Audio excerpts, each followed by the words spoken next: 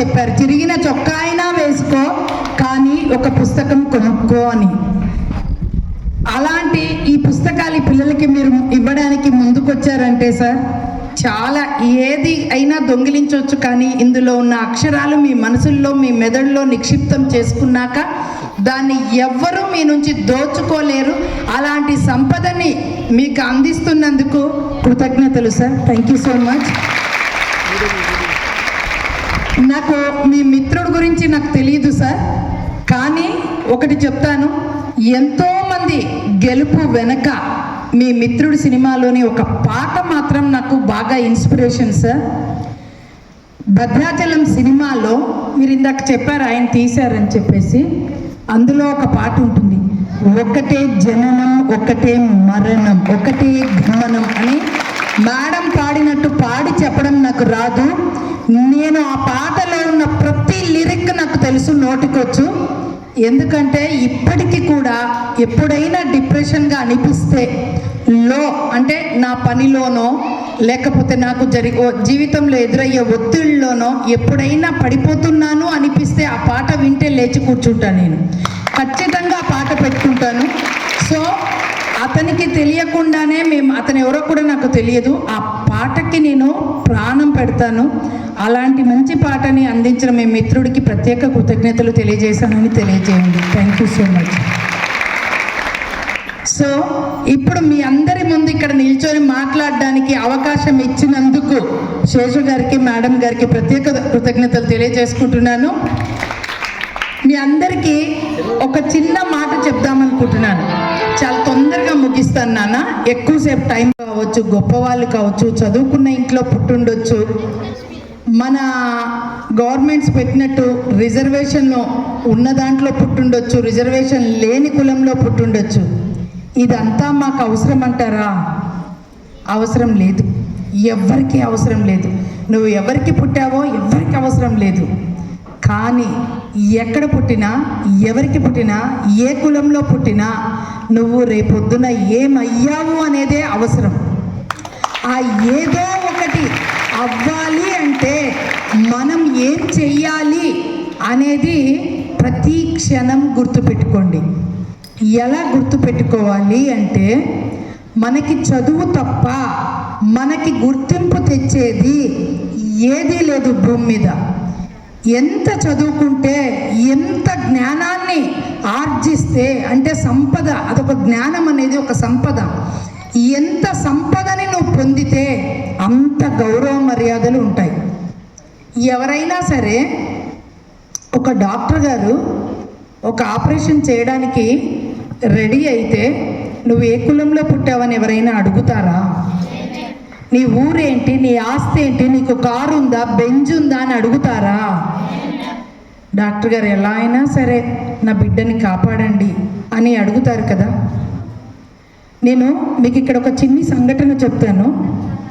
నా బాబు మీ అంత వయసులో ఉన్నప్పుడు ఫుడ్ పాయిజన్ అయింది హాస్టల్లో. ఆ బాబుని హాస్పిటల్కి తీసుకెళ్లారు ఆ హాస్టల్ వాళ్ళ వార్డెన్ వాళ్ళందరూ. మా బాబుకి హాస్పిటల్స్ తెలియదు, నా ఇద్దరు పిల్లలకి చాలా నేను తీసుకెళ్ళాను అసలు హాస్పిటల్స్కి. భగవంతుడి దయ వల్ల ఆరోగ్యవంతంగా ఉంటారు. సో వాడికి ఫస్ట్ టైం మెడికేషన్ అన్నీ వేశారు, బాగా హై డోసెస్ అయిపోయి వాడు కొలాప్స్ అయిపోయాడు. వాడికి అంత మెడిసిన్ తీసుకోలేకపోయాడు. అక్కడికి నాకు పోలీస్ వాళ్ళు ఇన్ఫామ్ చేశారు, బాబు ఇట్లా పలానా హాస్పిటల్లో ఉన్నారు మేడం, మేము చూసుకుంటున్నాం, టెన్షన్ ఏమొద్దు, మీరు నిదానంగా రండి అన్నారు. యాక్చువల్గా నేను లీవ్లో ఉండి 300 కిలోమీటర్స్ దూరంలో ఉన్నా హైదరాబాద్కి.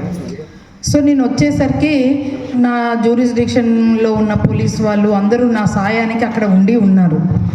నాకు వెళ్ళేసరికి భయం వేసింది, ఇంతమంది ఉన్నారంటే నా బిడ్డకి ఏమైంది అని. సో నేను అక్కడ ఒక జడ్జినని కానీ, లేకపోతే నేను ఇంత చదువుకున్నానని కానీ అసలు ఇవేవి నాకు గుర్తుకు రాలేదు. నా బిడ్డ హాస్పిటల్లో బెడ్ మీద ఉన్నాడు, అదొక్కటే నాకు కనిపించింది. అక్కడే డాక్టర్ ఉన్నాడు. నాకు ఏమీ అర్థం కాల, అసలు ఏంటి, అసలు నేను చూడడమే ఫస్ట్ టైం.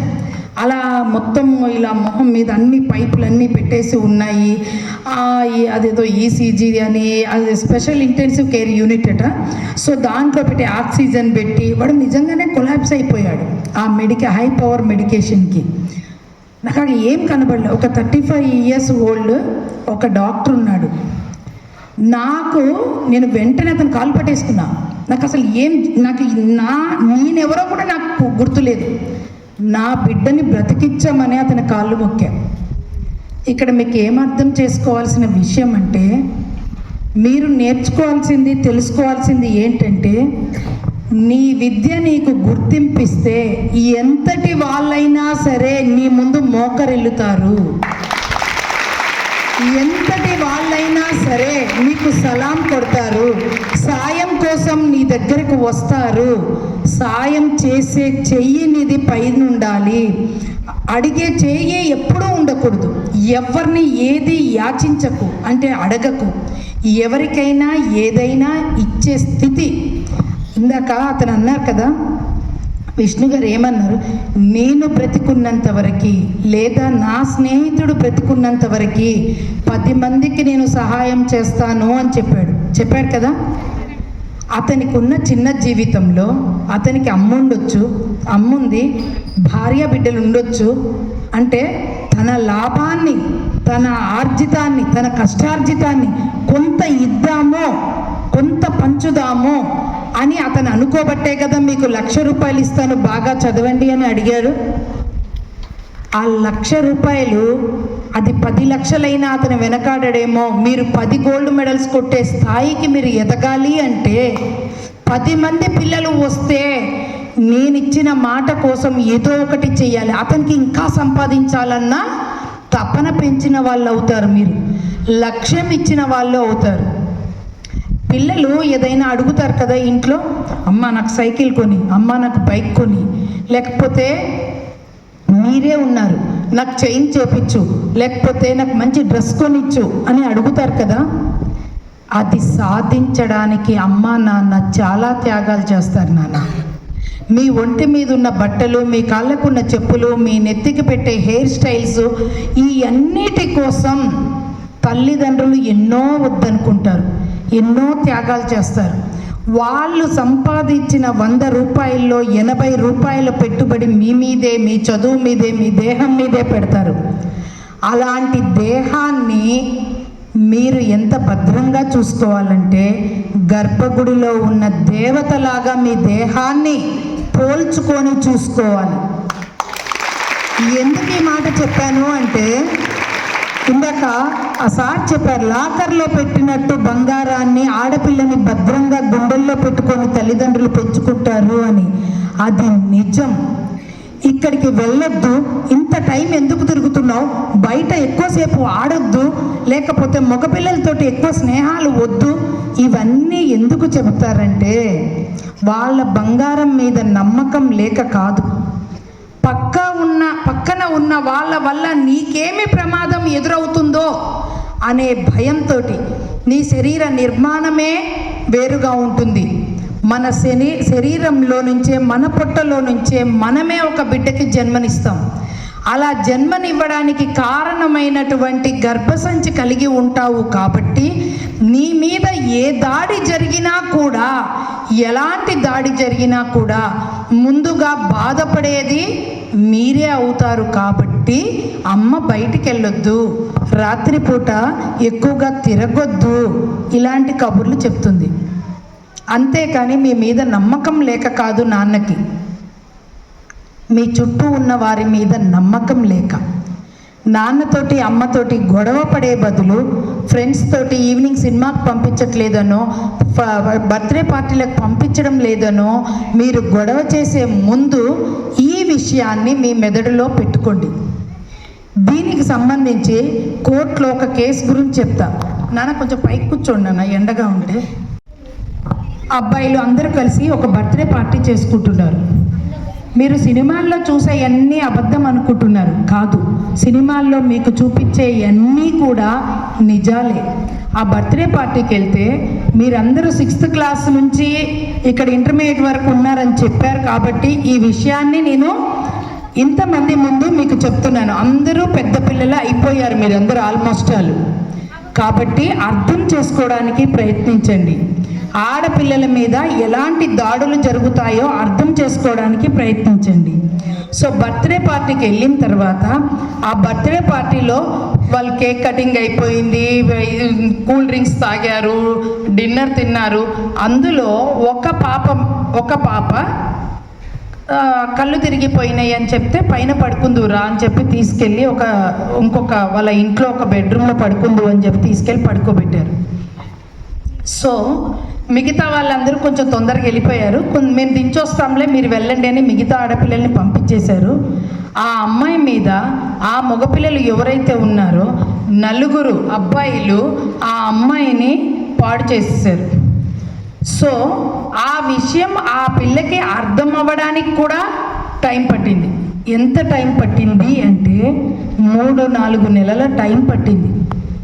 తనని ఆ రాత్రి ఎవరో ఏదో చేశారు అన్న విషయం తెలుసుకోవడానికి 3-4 నెలలు టైం గడిచిపోయింది.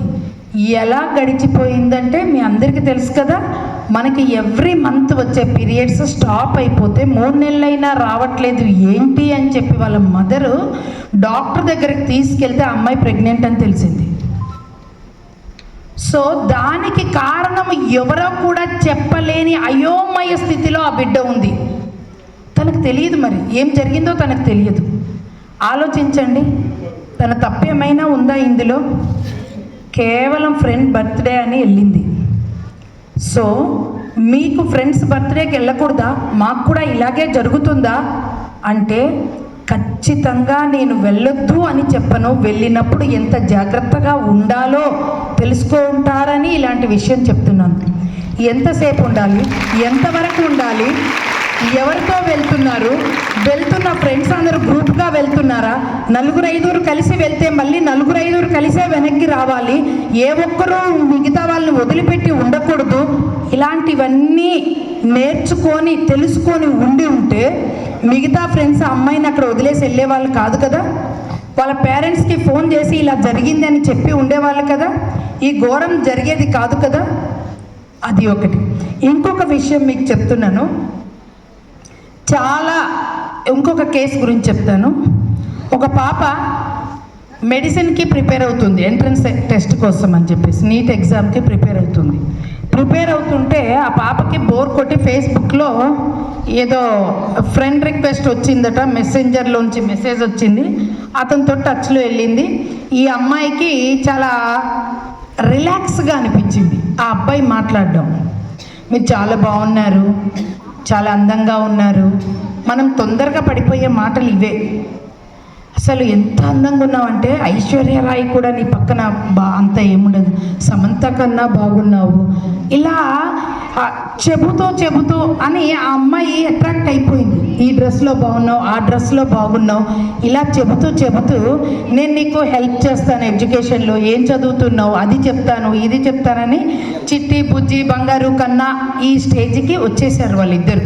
ఆ మాటలు డెవలప్ అవుతూ, పరిచయం డెవలప్ అవుతూ, అతను ఒక 1 నెల రోజుల్లో ఈ డ్రెస్లోనే ఇంత బాగున్నావు, ఈ డ్రెస్ లేకపోతే ఇంకెంత బాగుంటావో అని అడిగే స్థాయికి ఆ అబ్బాయికి మధ్య పరిచయం పెరిగింది.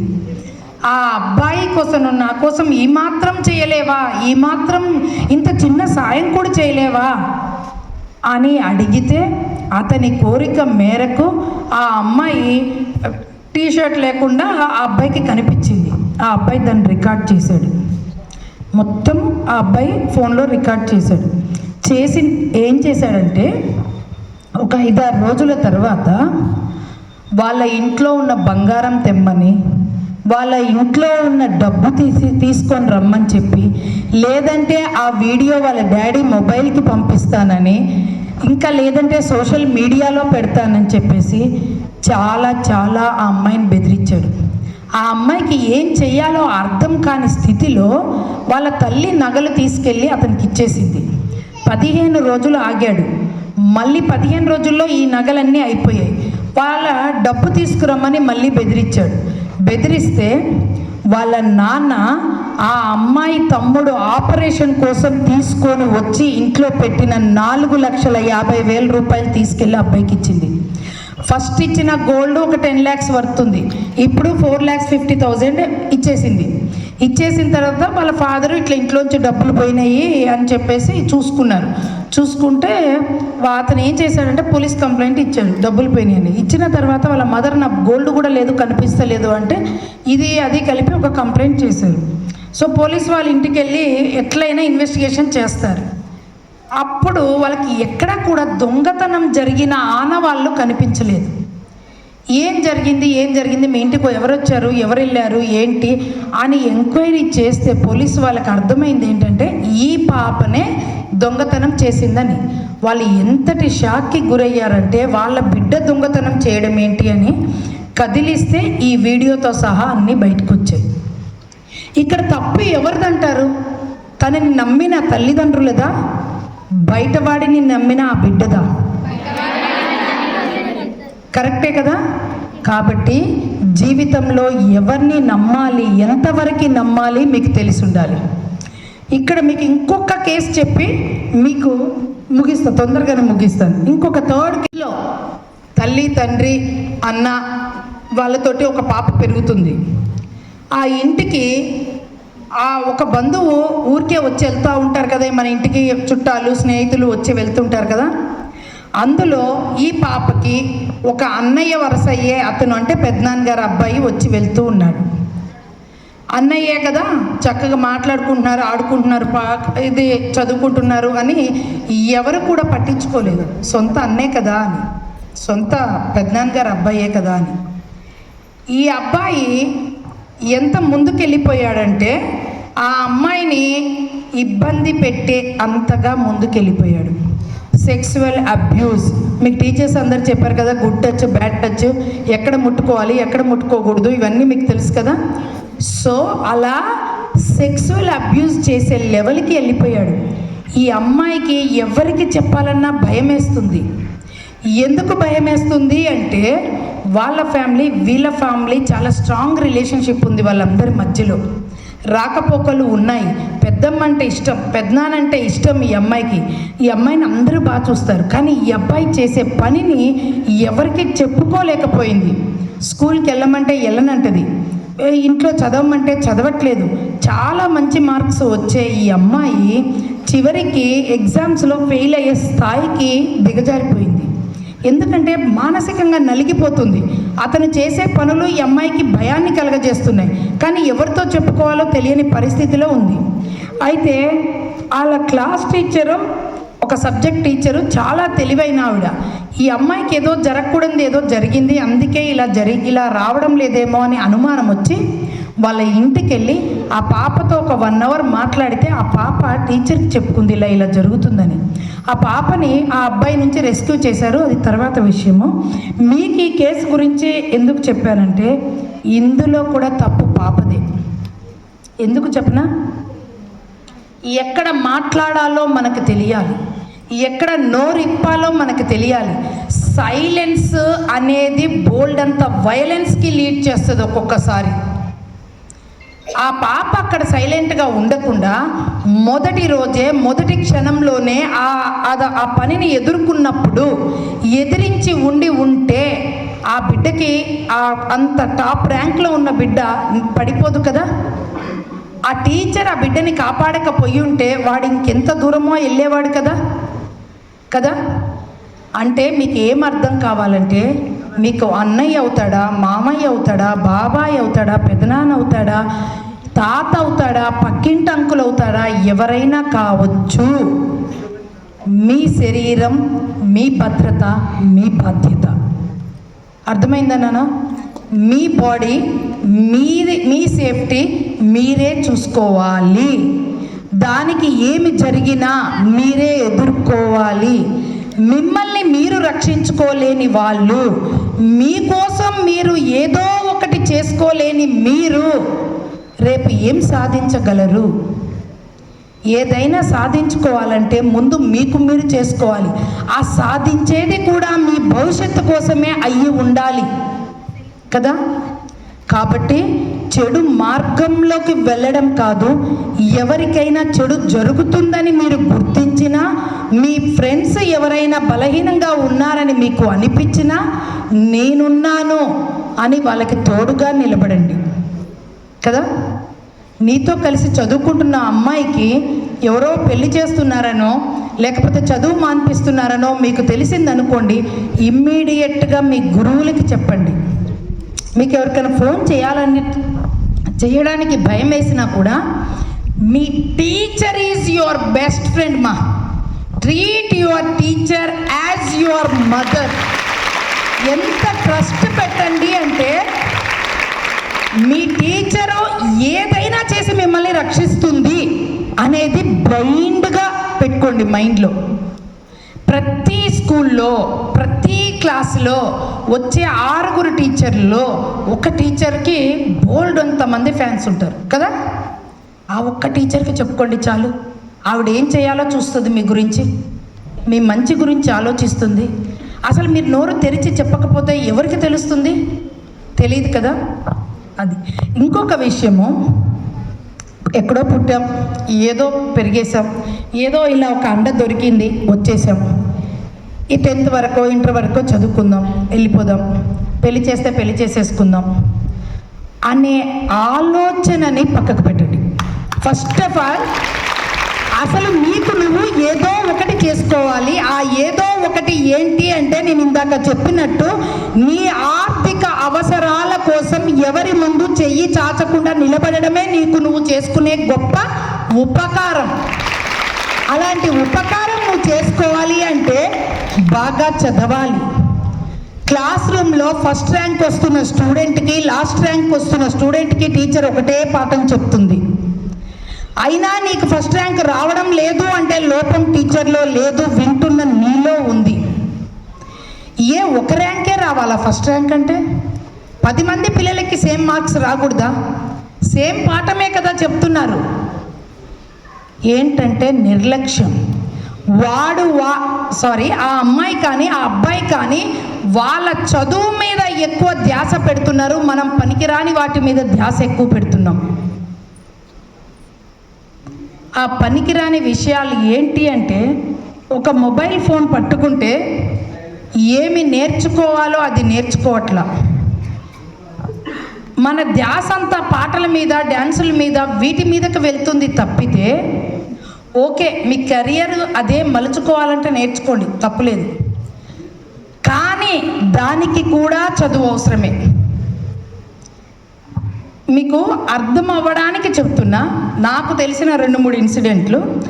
శ్రీలీల కానీ, సాయి పల్లవి కానీ, హీరోయిన్స్, మీకు చాలా ఇష్టమైన ఫ్యాన్స్ గ్యాంగులు ఉండుంటారు మీలో కదా. కోట్ల రూపాయల డబ్బు సంపాదిస్తూ చదువుకుంటున్నారు, మెడిసిన్ చేస్తున్నారు, డాక్టర్ అయిపోయారు. తెలుసా మీకు ఆ విషయం?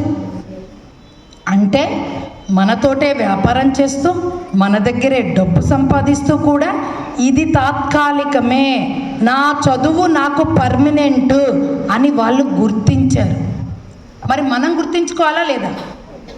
మన కోసం మనం చదువుకోవాలా లేదా? చూడండి నాన్న, ఈరోజు స్టేజ్ మీద కూర్చున్న వాళ్ళందరూ కానీ, మీ టీచర్లు అందరూ కానీ వాళ్ళ జీవితంలో బోలెడంత మీకు ఈరోజు ఉన్న ఈ ఫెసిలిటీస్లో సగం కూడా లేని వాతావరణంలో చదువుకొని వచ్చిన వాళ్ళే ఎక్కువ మంది ఉన్నారు కదా. మీకు తెలిసిన కలాం రొట్టె ముక్క కోసమో ఇబ్బంది పడ్డ వ్యక్తి కదా, అవునా? అలాంటి వాళ్ళందరూ కూడా ఎక్కడెక్కడి నుంచో వచ్చారు కదా. ఇప్పుడు ద్రౌపది ముర్ము ఎక్కడి నుంచి వచ్చారు? ఒక గిరిజన మహిళ అని చక్కగా చెప్పేసింది పాప. అంటే ఇక్కడ మీకు ఏం అర్థమైంది? నేను ఫస్ట్ చెప్పాను చూసారా, మీరు ఏ కులంలో పుట్టారో, ఏ మతంలో పుట్టారో ఎవ్వరికి అక్కర్లే బిడ్డ. మీరు ఏమి అయ్యారా అది మాత్రమే కావాలి. నీ పేరు సుజాత అయితే, నీ తండ్రి పేరు శ్రీనివాసరావు గారు అయితే, శ్రీనివాసరావు గారు వాళ్ళ అమ్మాయి సుజాత అనే స్థాయి నుంచి ఏ సుజాత వాళ్ళ ఫాదర్ అట అయినా అని చెప్పుకునే స్థాయికి మీరందరూ ఎదగండి. మీ పేరు చివరన ఒక పదవి ఉండేలాగా చేసుకోండి. ఉషా టీచర్, మీ టీచర్స్ని ఎలా పిలుస్తారు? ఉషా టీచర్ రాలేదా? ఉషా మేడం రాలేదా? ఫర్ ఎగ్జాంపుల్ చెప్తున్నా నాన్న, అర్థమవుతుందా?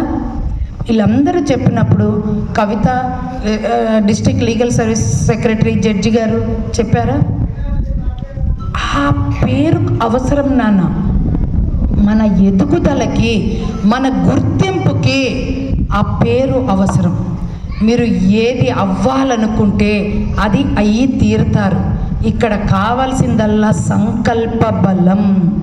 నేను అవుతాను, అవ్వగలను, నేను మాత్రమే అవుతాను అని నీకు నువ్వు చెప్పుకునే గొప్ప పాఠం అది కావాలి. నీకు నువ్వే ఒక పాఠం చెప్పుకో. నీ పేరు చివర నువ్వే టీచర్ అని పెట్టుకో, నీ పేరు చివర నువ్వే డాక్టర్ అని పెట్టుకో, నిన్ను నువ్వు అలాగే ఊహించుకో. చంద్రముఖి సినిమాలో జ్యోతిక ఊహించుకుంటుంది కదా తనని చంద్రముఖిలాగా కదా, చంద్రముఖి లా నిల్చుంటుంది, లా నగలు పెట్టుకుంటుంది అని ఊహించుకుంటుంది కదా, చివరికి తానే చంద్రముఖి అని నమ్మి డ్యాన్స్ వేస్తుంది కదా, గుర్తుందా? అలా మిమ్మల్ని మీరు ఒక డాక్టర్గా ఊహించుకోండి, మిమ్మల్ని మీరు ఒక టీచర్గా ఊహించుకోండి. ఖచ్చితంగా మీ ఊహ నిజం అయ్యే అంతవరకు కష్టపడి చదవండి. ఒక ఇష్టంగా ఒక ఏదైతే సాధించాలనుకుంటున్నారో దానికోసం చిన్న చిన్న త్యాగాలు చేస్తే సరిపోతుంది నాన్న. 10 ఏళ్ల మీ జీవితంలో పడే కష్టం మీరు ఒక పీజీ అయిపోయే వరకు కష్టపడితే, పోస్ట్ గ్రాడ్యుయేషన్ చదివినంత వరకు కష్టపడి చదివి ఆ తర్వాత మీ కెరియర్ని ఎలా అయితే మలుచుకోవాలనుకుంటున్నారో అలా అయితే మీకోసం కూడా పండగలు జరుగుతాయి. ఇప్పుడు ఈ శంకర్ గారి కోసము ఆయన పెళ్లి రోజుకి ఈయన పండగ చేసుకుంటున్నాడు, చూసారా కదా. అలా మీ గురించి కూడా ఒక పండగ జరిపే స్థాయికి మీరు ఎదగండి. అర్థమవుతుందనా?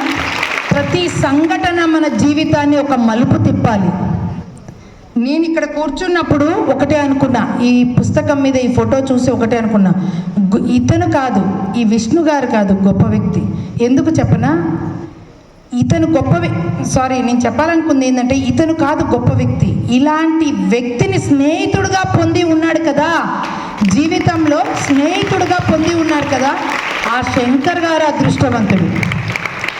అతనికి ఏం రీచ్ అవుతుందో ఇతను చేసే పనులు నాకు తెలియదు, ఇతనికి ఏం చేశాడో కూడా నాకు తెలియదు, దాన్ని గుర్తు పెట్టుకొని ఇది చేస్తున్నారో లేదో కూడా నాకు తెలియదు.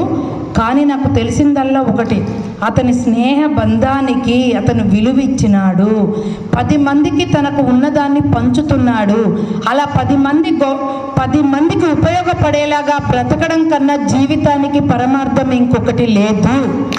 కాబట్టి మన జన్మ కూడా ఏదో చీమ పుట్టింది, దోమ పుట్టింది, లేకపోతే పంది పుట్టింది, కుక్క పుట్టింది, వెళ్ళిపోయినాయి, మనిషి పుట్టాడు వెళ్ళిపోయాడు అనేటట్టు కాకుండా మనం పుట్టి ఇది సాధించాం, మన కన్న తల్లిదండ్రులకి పేరు తెచ్చాం, మనకి పాఠాలు చెప్పిన టీచర్లకి పేరు చెప్పాం, మనం కూర్చొని చదివిన స్కూల్కి చీఫ్ గెస్ట్గా వచ్చి ఈ కుర్చీలో కూర్చొని నీ విజయగాథ చెప్పావు అనే రోజు కోసం ఒక తపనతోటి చదవండి.